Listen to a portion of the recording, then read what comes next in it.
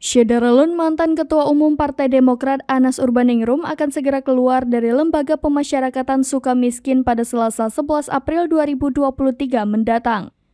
Adik kandung Anas, Ana Lutfi, mengungkapkan keinginan sang kakak selepas menjalani hukuman. Menurut Ana, Anas hanya ingin pulang ke rumah orang tuanya di Blitar untuk sungkem dan meminta doa kepada Ibunda Hajah Sriati berusia 78 tahun. Kemudian dilanjutkan dengan buka bersama, sholat tarawih berjamaah dan sahur bersama di rumah orang tua Anas Urbaningrum.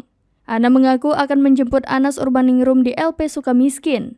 Sebelumnya, Kepala Divisi Pemasyarakatan Kemenkumham Jawa Barat, Kusnali, mengatakan nantinya Anas Urbaningrum wajib lapor setiap 1 bulan sekali pada Jumat 7 April 2023. Pelaporan yang disampaikan itu salah satunya yakni untuk mengetahui kondisi kesehatan dari Anas Urbaningrum.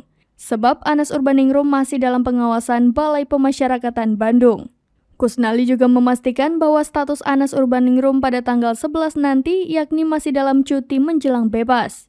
Dalam artian Anas Urbaningrum sudah bisa beraktivitas di luar lapas namun masih harus melakukan pelaporan ke Ditjen PAS.